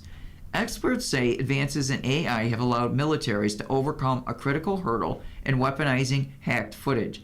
Sifting through huge amounts of video to identify people, vehicles, and other targets, a task that once took teams of analysts weeks or months, but can now be done in real time. With a simple keyboard search, AI can scan feeds and return results almost immediately. It used to be that you could hack the cameras, but humans had to do the real work of figuring out where the person was, said cryptographer and security expert Bruce Schneier. With AI systems, you can do a lot more automatically. Iran's cameras have been repeatedly hacked over the past few years, and in 2021, an Iranian exile group leaked footage of abuses at Tehran's notorious Evin prison. In 2022, another group claimed it hacked over 5,000 cameras around Tehran, dumping gigabytes of surveillance footage and internal data on a Telegram channel. Then, during a 12-day war last summer, Israel used Tehran's cameras to track and bomb the location of a meeting of Iran's Supreme National Security Council, injuring Iranian President Mossad Pezeshkian, according to Iranian lawmakers and an Israeli documentary. All the cameras at our intersections are in the hands of Israel, Mohammad Nabavian, deputy chairman of the Iranian's Parliament National Security Committee, told Iranian media. Everything on the internet is in their hands. If we move, they will find out. The vulnerabilities have come amid Iran's step-up use of surveillance cameras after a series of protests roiled the country. Subway cameras, for example, are used to detect when women don't don the country's mandatory hijab or headscarf, using facial recognition to identify violators. But data collected to consolidate control creates a ripe target for hackers, said researcher Michael Castor, who investigated China's sale of surveillance technology to Iran. Malicious parties can more easily gain access, Castor said. Iran in particular, long sanctioned by the West, faces difficulties in getting up-to-date hardware and software, often relying on Chinese-manufactured electronics or older systems. Pirated versions of Windows and other software are common. That makes it easier for potential hackers to target the country. That was one scary article. Isn't it? Let's go to sports. At tourney time, old school players cool. In the era of NIL and transfers, the Sweet 16 is filled with veteran teams that have stuck together. St. Louis, Purdue was struggling to put away Miami in the second half of their second-round NCAA tournament game on Sunday when Braden Smith, Fletcher Lawyer, and Trey Kaufman-Renn combined to score the Boilermakers' next 22 points. helping them to turn a 3-point lead into a 79-69 victory and a spot in the Sweet 16. It was exactly what Coach Matt Painter has come to expect from his guys over the last 4 years. The antithesis of college basketball in the age of free transfers and name, image, and likeness money, the Boilermakers are 2 wins away from a second Final Four appearance in the last 3 years by keeping things decidedly old school. They recruit players that fit their program. They develop them over time, and then they lean on them when it matters the most. It comes down to culture, Smith said. Having what we have here in the last 4 years is really special. I think we've had maybe 4 transfers in my 4 years that we have had, and I think that's pretty special, and not a lot of teams ever have that. It's unique in college basketball to be sure, but not necessarily unique in the Sweet 16. In fact, the NCAA tournament this year has underscored the value of continuity within a program, and that simply restocking with a new wave of transfers each offseason is not necessarily the best way to build a championship roster. 5 teams still alive have at least 4 starters who have played multiple seasons for their current coaches, according to a roster survey from the Associated Press. And 9 of the 16, at least 3. Duke and Michigan State have starting lineups that consist entirely of guys who have played nowhere else in college, and 11 of the 16 teams have at least 3 such starters. Those numbers exist despite the fact that Iowa, Ben McCollum, and Texas, Sean Miller, have new coaches, and both were forced to mine the transfer portal after the typical and unavoidable outflow of players from the previous regime. At Purdue, Smith, now the NCAA career assists leader, and Lawyer have been starters the last 4 years. Kaufman-Wren, also a senior, has been in the startup lineup in the last 3. Together they are tied for the winningest class in school history. Who wouldn't want to stay, Smith asked. Obviously, if our situation was different, whatever. For us just being around a great group of people as a whole, the community at Purdue, the coaching staff, just the staff in general, it just makes it super special. In the case of the Hawkeyes, 4 of the starters, Bennett Stritz, Tavian Banks, Cam Manyayu, and Kyle Combs, followed McCollum from Drake, creating the same sort of continuity. The other startup, Jacob Kutch, played for Fran McCaffrey at Iowa last season. We've really got loyal kids, and I knew that going in, said McCollum, who 2 years ago was coaching Division II ball. Whether or not they're perfect, they're not. We've got our issues. I've got my issues. But what they're perfect at is loyalty, and they're tough. And they've established a foundation and a solid core. The Hawkeyes' in-state rival, Iowa State, is back in the Sweet 16 behind Tamin Lipsey, a 4th-year senior who grew up near its campus in Ames. Milan Momcilovic, an injured forward, Joshua Jefferson, have been with T.J. Otzelberger for multiple years. Over time, they have embraced what it means to be a part of the Cyclones program. We have a lot of pride that this program continues to do really well, Otzelberger said, and the consistency of it means a whole lot to us. We're going to continue to have those work habits that reflect that day in and day out. Spartans coach Tom Izzo doesn't just have 5 starters that he recruited out of high school, but 4 who have stuck with him at least 3 seasons. That includes Carson Cooper and Jackson Kohler, a pair of college basketball unicorns, 4th-year seniors. When you end up coaching, and you have guys for 3 and 4 years, they do become like your own kids, Izzo said. In fact, I spent more time with some of my players than I did my own kids as they were growing up. I'm not really proud of that. That's just a fact of life. Yet, it's a somewhat pleasant way of life for those who remember what college sports was before administrators began chasing money above all else and players followed suit. Teams were embraced by fans when March Madness rolled around because they had watched their players grow up. They had a vested interest after years of shared joy and suffering. In some ways, this year's Sweet 16 is a throwback to an increasingly bygone era. I kind of go back to just how we are right now, even in like our meals in the hotel rooms and just hanging out with the guys. I think that's something that we're all going to take for granted at some point, Cooper said. When we graduate, Wherever the next step takes us, we're going to think back and wish that we were back there, being able to hang out with the guys. Turning ratings climb in the first week. The NCAA tournament is off to its best start since CBS and TNT began showing all of the games in 2011. The tournament averaged 9.8 million for the first 3 days, the first 4 on Tuesday and Wednesday, along with Thursday's first round, according to Nielsen, a 5% increase from last year. Thursday's opening round games across CBS, TBS, TNT, and True TV averaged 9.8 million viewers, according to Nielsen, which is a 6% increase over last year. The primetime games, which included VCU's 82-78 win over North Carolina, averaged 12.5 million, making it the most-watched first-round window in NCAA tournament history. And let's go over to the women's with a little bit of a roundup from the NCAA. Olivia Miles was getting angry and emotional because she wasn't ready for her college career to be done. TCU's playmaking point guard was distraught when a potential winning shot didn't go in at the end of regulation. Yet she was resilient, just like the rest of the Horned Frogs who are going to the NCAA Sweet 16 for the second year in a row. Miles hit 18 points and 10 rebounds while adding some big assists late as third-seeded TCU finally overcame Washington for a 62-59 overtime victory Sunday night in Fort Worth, Texas.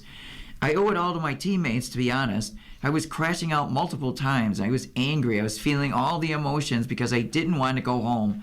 I don't want to let my team down, Miles said.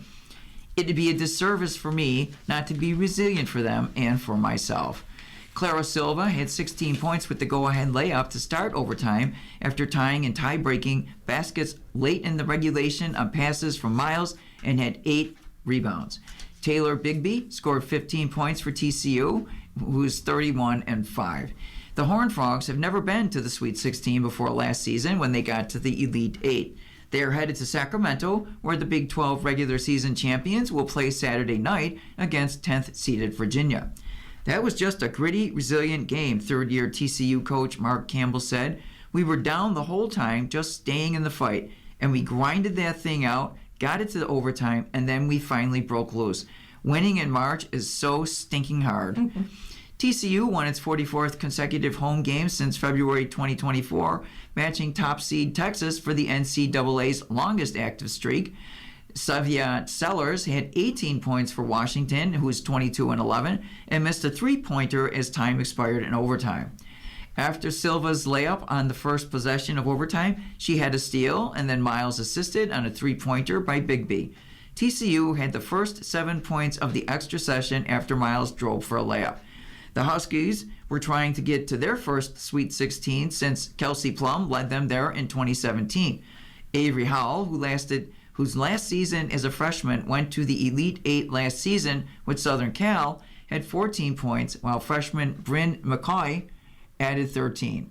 Miles, who had only 4 points at halftime after a triple-double in the first round win over UC San Diego, had a shot to win the game in regulation, but her three-point attempt at the buzzer ricocheted off the back of the rim. Oh yeah, I thought it was going in, said Miles, the graduate transfer from Notre Dame in her only season for TCU. My teammates had to calm me down. I practiced that shot a lot.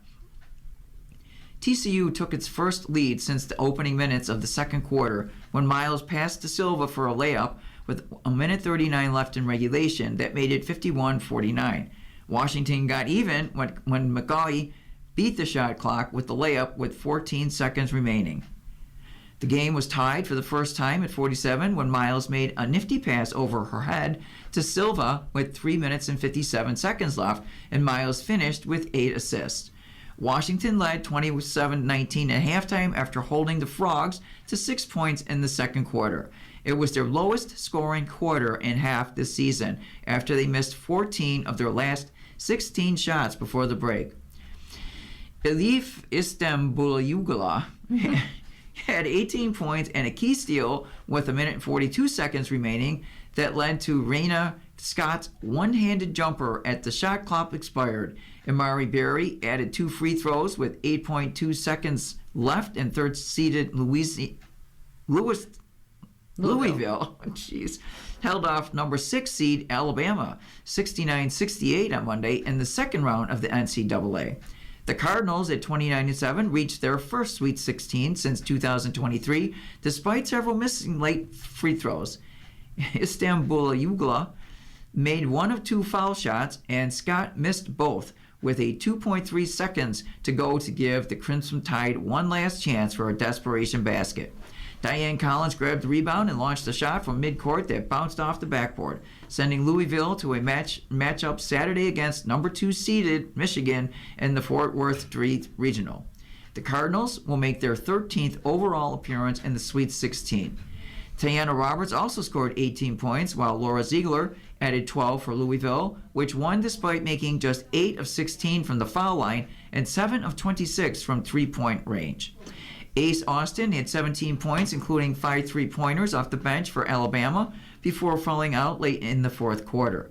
The Crimson Tide shot 12 of 26 from behind the arc, 46%, after attempting just 10 threes in their first-round victory over Rhode Island. In Sacramento 4 Regional, Kamora Johnson scored 28 points as 10th-seeded Virginia became the first four to reach the regional semifinals after an 83-75 double overtime win over number 2-seeded Iowa on Monday in a women's NCAA tournament second-round game in Iowa.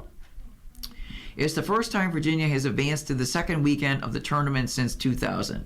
It's also the first time a 10 seed has reached the Sweet 16 since Creighton did it in 2022. The Blue Jays also beat Iowa in the second round that year to advance. Iowa had chances to win the game in regulation and at the end of the first overtime.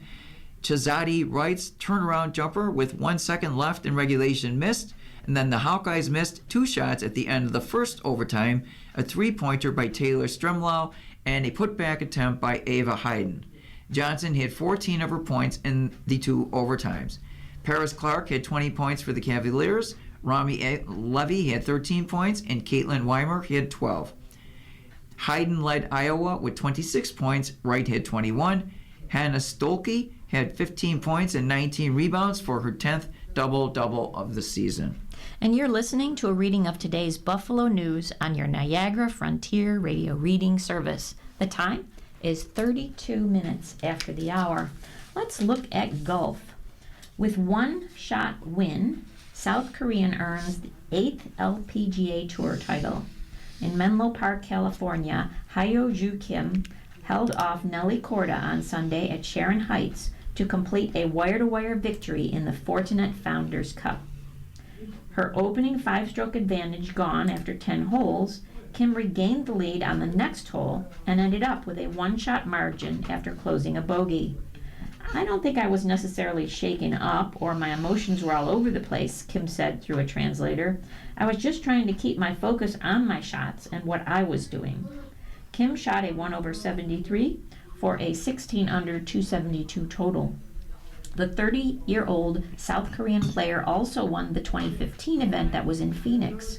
She has 8 LPGA Tour titles to go along with the 14 KLPGA Tour victories. Korda closed with a 69. The American won the season opener in Florida, then skipped the Asia swing. Obviously, something like 17 stings, so it is what it is, Korda said. It's golf. It's a quick turnaround. There is next week, so I'm just going to take all the positives. Earlier Sunday, brother Sebastian Korda beat top-ranked Carlos Alcaraz in the third round of the Miami Open's tennis tournament. Korda matched Kim with a bogey on number 2, then birdied 6 of the next 8 to tie for the lead. Kim pulled back ahead with a birdie on the par 4 11th, traded bogeys with Korda on the par 4 12th, and took a 2-stroke lead with a birdie on the par 4 14th.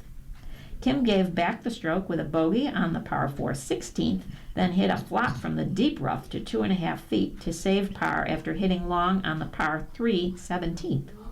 Korda 3-putted for bogey on 17, missing a 3-footer to send Kim to 18 with the 2-shot advantage that she ended up needing.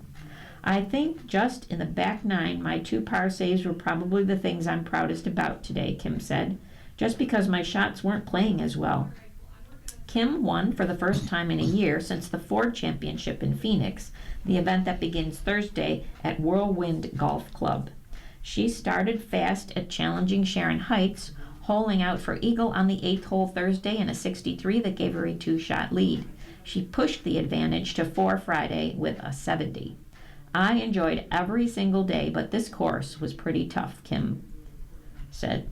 Kim parred the final hole. I wish I could have hit that drive into the fairway and given myself a better opportunity to press a little bit more, Korda said. But that's just golf. Those are sports. Sometimes it's on your side, sometimes it's not. Cy Young Kim, 67, and Jinhee Im, 69, tied for third at 11 under. Top-ranked Gino Titkuko tied for 14th at 8 under 70 after a 73. The tournament began as a tribute to the 13 founders of the LPGA. It began in Arizona back in 2011 and last year was played in Florida. And moving over to a little baseball, the Toronto Blue Jays locked in their leadership group Monday by extending manager John Schneider and general manager Ross Atkins. Schneider's new deal runs through 2028, while Atkins covers 2031. The move follows Toronto's 94-win season, American League East title, and a 7-game World Series loss to the LA Dodgers last year. Schneider, 46, had a 303 to 257 record since taking over in July 2022 and was runner-up for the American League Manager of the Year last season. He is entering his 4th full season as skipper after the Blue Jays picked up his 2026 option last season. Schneider has been and will continue to be an exceptional leader in manager and professional baseball because of his unwavering commitment to players, Atkins said. Schneider is the 14th manager in franchise history and succeeded Charlie Montoya in July of 2022, helping guide Toronto to a wild card berth that season. The Blue Jays were swept in the wild card round in 2022 by Seattle and again in 2023 by Minnesota before slipping to a 74-win season in 2024. Toronto rebounded in 2025, securing the division title on the final day of the regular season and advancing to the World Series for the first time since 1993. Schneider, who is from Princeton, New Jersey, has spent more than 2 decades with the organization after being drafted by Toronto in 2002 and working his way through the minor league system. I'm ecstatic to continue leading the Blue Jays as we work to bring our incredible fans a championship team, Schneider said. It's been a privilege to be part of this organization for nearly 25 years, and the work the Blue Jays continue to do excite me every day. Atkins, 52, was hired in December of 2015 and is the second longest tenured general manager in franchise history. The Blue Jays reached the postseason 5 times under his leadership, but won playoff games only in 2016 before last year's run. Toronto struggled through a rebuild that bottomed out in 2018 and 2019 before returning to contention during the pandemic-shortened 2020 season. Ross has done an outstanding job in building a deep foundation with an accomplished baseball operation team, best-in-class resources, and a collaborative culture, said Mark Shapiro, Toronto's president and CEO. I am a strong supporter of stability and continuity, and Ross continues to make us better. Shapiro signed a 5-year contract in December of 2025, keeping him with the club through the 2030 season. Atkins helped secure franchise cornerstone Vladimir Guerrero Jr. to a 14-year, $500 million extension in April of 2025, one of the richest deals in team history. The Blue Jays opened the season Friday against the Athletics at Rogers Center. Randy Arozareno has apologized to Seattle Mariners teammate Cal Raleigh after Arozarena cursed out the catcher for not returning a handshake in the World Baseball Classic. I understand that with opening day a few days away, I don't want it to be a distraction.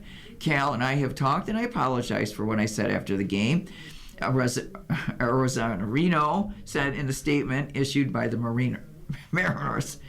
Nothing in the WBC takes away from the fact that we are brothers and teammates. He's family, and we are both focused on helping the Mariners win the World Series.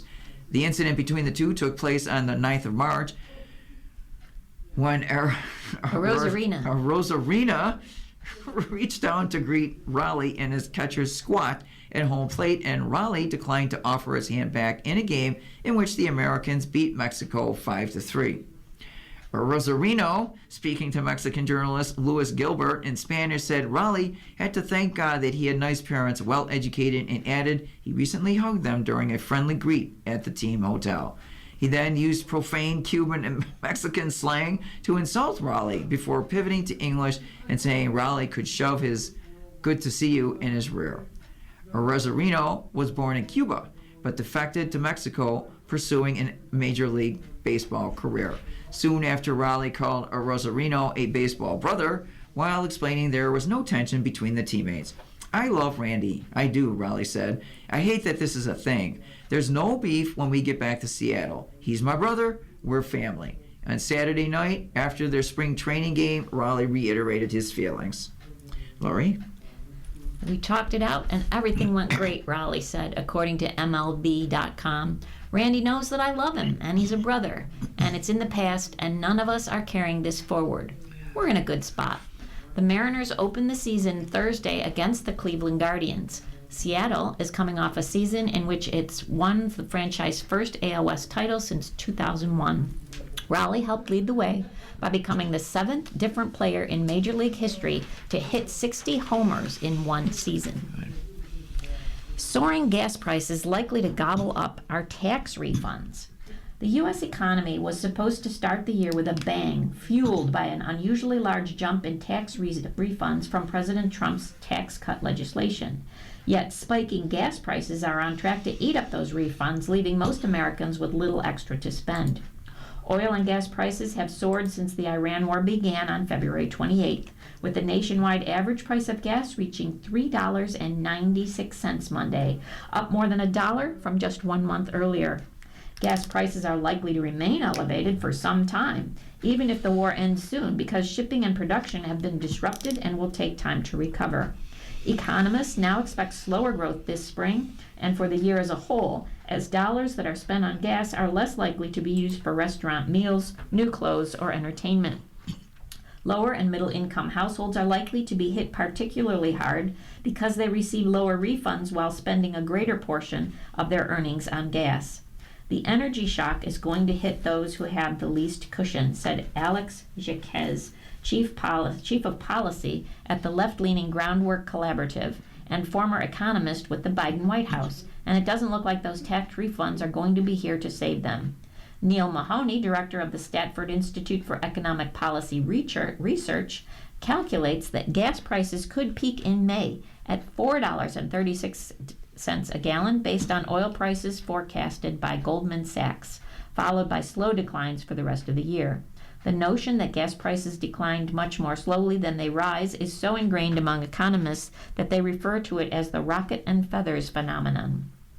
In that scenario, the average household would pay $740 more in gas this year, nearly equal to the $748 increase in refunds that the Tax Foundation has estimated the average household will receive. Through March 6, refunds have risen by much less than that, according to the IRS data. They have averaged $3,676, up $352. Still, average refunds could rise as more complex returns are filed. Other estimates show similar impacts. Economists at Oxford Economics, a consulting firm, estimate that if gas prices average $3.70 a gallon all year, it would cost consumers about $70 billion, more than the $60 billion in increased tax refunds. The gas price spikes come with many consumers already in a precarious position. Hiring is nearly at a standstill, and American saving rates has steadily fallen in the past few years as many households borrow more to sustain their spending. When you start looking across this perspective from a consumer side, you're seeing people who have maxed out their credit cards are using buy now, pay later to purchase their groceries, said Julia Margetta Morgan, president of the Century Foundation, a think tank. They're making it work for now, but that can fall apart very quickly. The impact will likely worsen the K-shaped narrative around the U.S. economy, analysts said, in which higher income households have fared better than lower income households. The bottom 10% of earners spend nearly 4% of their incomes on gasoline, Pantheon estimates, while the top 10% spend just 1.5%. Other analysts expect growth will slow because of the war. Bernard Yaros and Michael Pierce, economists at Oxford Economics, forecast that the U.S. economy will grow just 1.9% this year, down from an earlier estimate that was 2.5%. We had anticipated a lift in spending from a bumper tax refund season, they wrote, but the rise in gasoline prices, if sustained, would more than offset that boost. But here's some good news. DoorDash offers extra perk to drivers as gas prices soar. DoorDash is offering extra compensation to U.S. drivers as part of a temporary program to help offset rising gas prices. DoorDash said U.S. drivers with a DoorDash debit card will earn 10% cash back on any gas purchase, up from the usual rate of only 2%. More than half of DoorDash drivers have that card, the company said.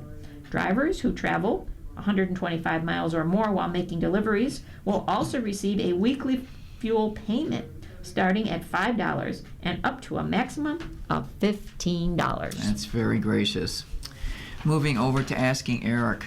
Dear Eric, my very overprotective daughters are concerned about somebody I met on a website. We would like to hang around other women who have our political beliefs. The area I live in generally does the opposite politically of what the two of us want. So I was very eager to get together, maybe for lunch, and talk about our families, jobs, health, and everything we don't like with politics.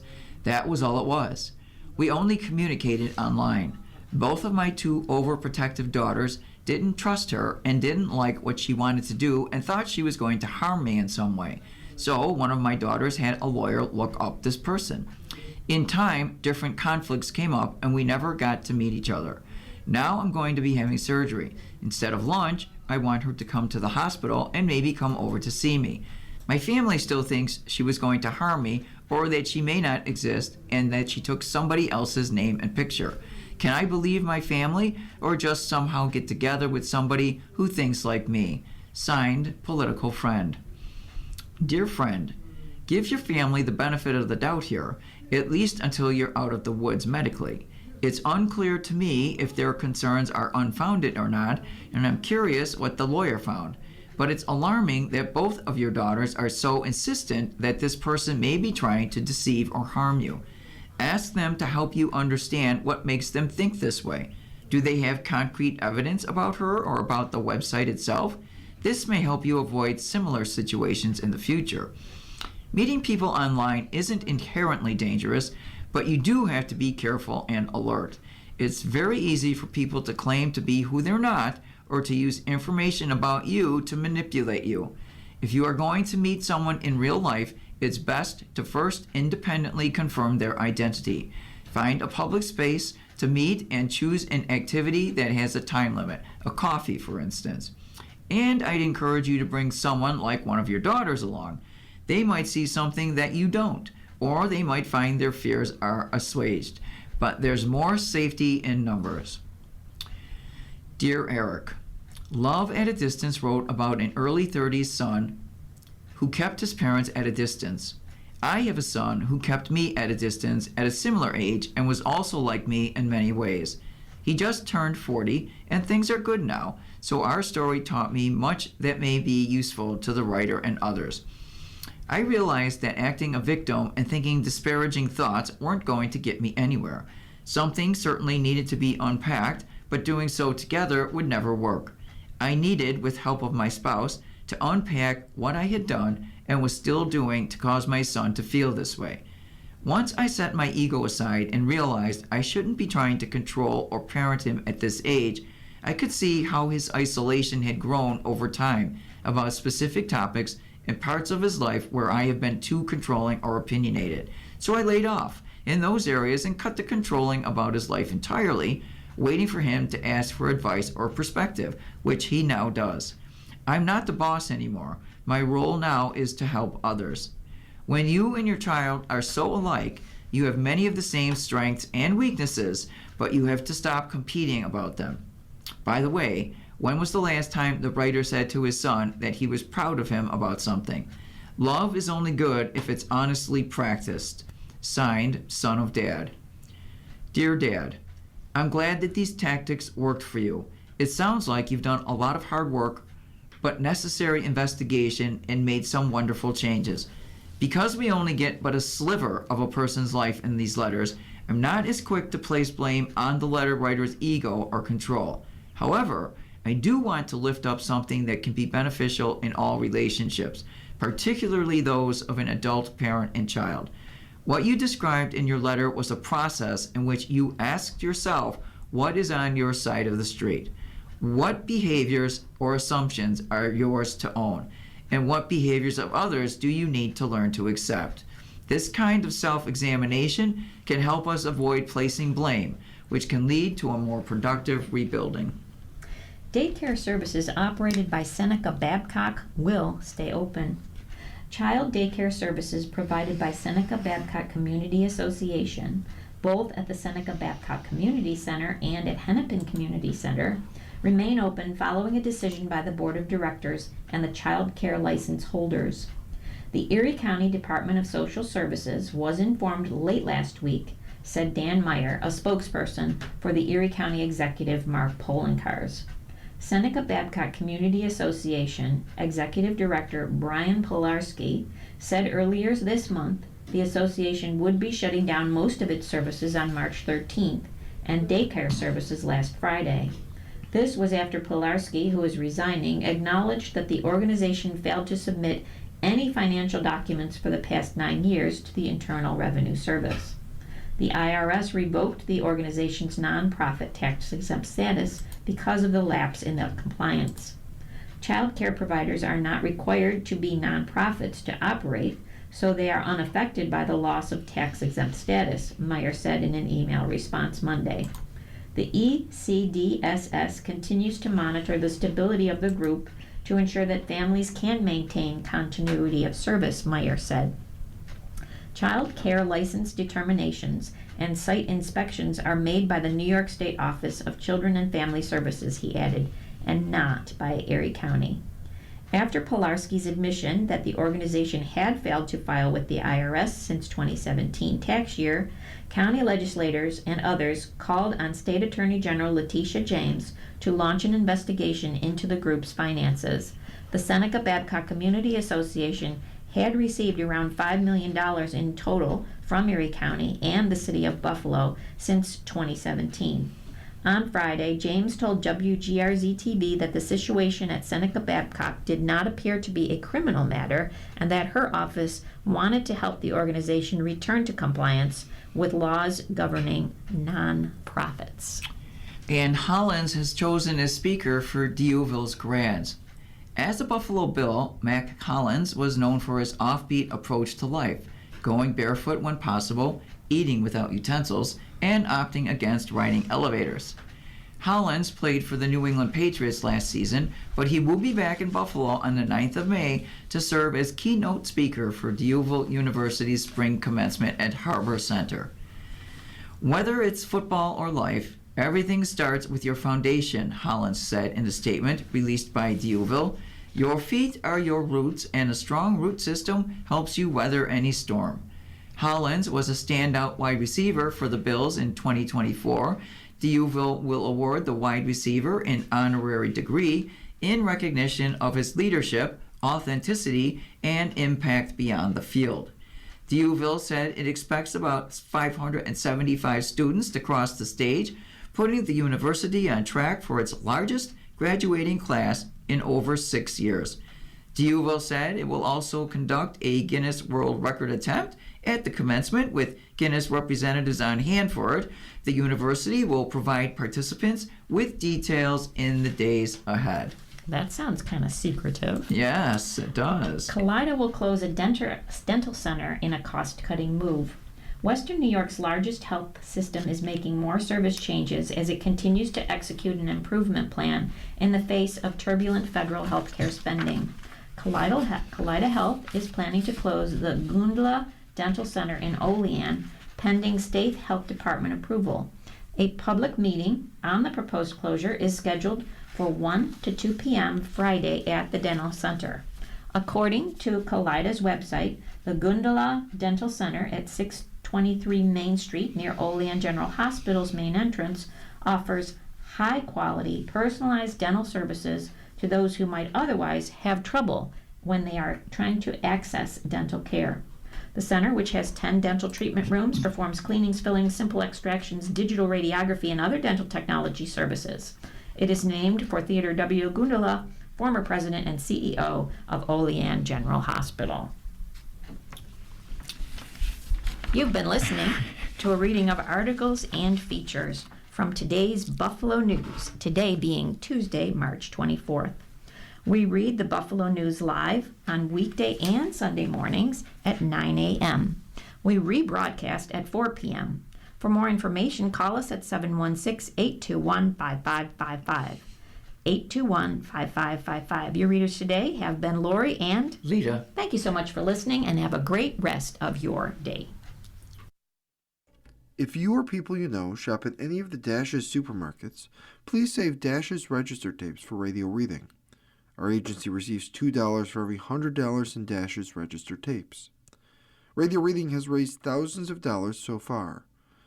Anyone can drop off their Dash's tapes to the Niagara Frontier Radio Reading Service at 1199 Harlem Road, Cheektowaga, between William and Clinton Streets. Or Dash's tapes can be mailed to the Niagara Frontier Radio Reading Service at 1199 Harlem Road, Cheektowaga, New York, 14227.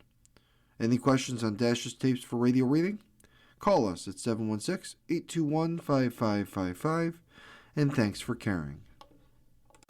Radio Reading mails out a large print program schedule to our listeners every other month. If you have not received a Niagara Frontier Radio Reading Service large print program schedule in the mail, please call us at 716-821-5555. We will make sure that you receive one every other month. A Braille version of the schedule is also available upon request. Our number again is 716-821-5555.